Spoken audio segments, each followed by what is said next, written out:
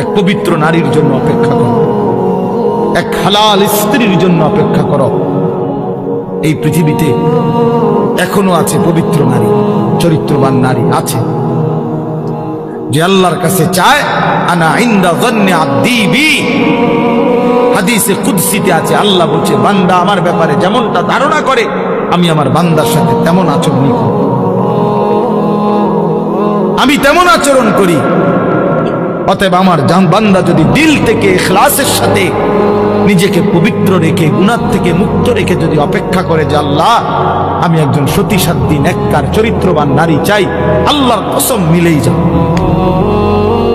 মিলেই যাবে, কোনো সন্দেহ, কোনো সন্দেহ। তুমি যদি বলো কই ভালো মানুষ তো দেখি না, না তোমার কাছে ভালো মানুষ প্রতিদিন তোমার কাছে আইয়া ঘুরতে হইব বা জানাইয়া যাইতে হবে যে ভাই চিনচিন আমি যে ভালো মানুষ, আমি লিস্ট লিখে রাখেন, এটা কি কোনো নিয়ম?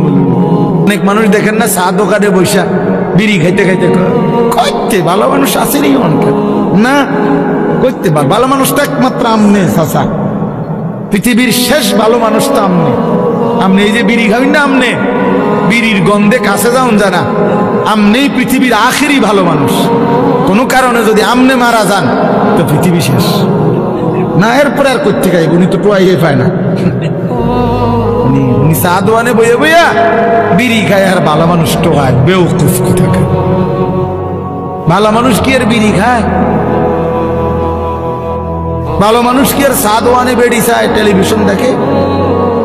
আল্লাহ আমাদেরকে আকল দান করে, বিবেক দান করে।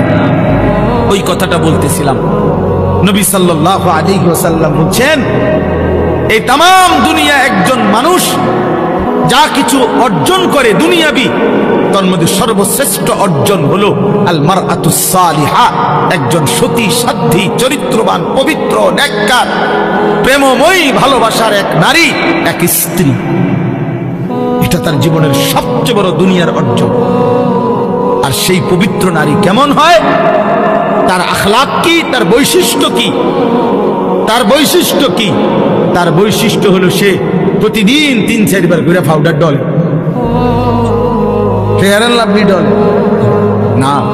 আল্লাহ নবী সাল্লাল্লাহু আলাইহি সাল্লাম বলেন এই পবিত্র নারী, সতী সাধ্বী নারী, চরিত্রবান নারীর একটা বৈশিষ্ট্য অতুইনু আলা দীনে যাওজিহা, যে তার স্বামীকে দ্বীনের কাজে সাহায্য করে, সহযোগিতা করে, দ্বীনের কাজে স্বামীকে আগে বাড়ায় দেয়। আল্লাহর কসম নবী বলছে ওই নারী পবিত্র নারী, চরিত্রবান নারী, সতী সাধ্বী নারী, ওই নারী যে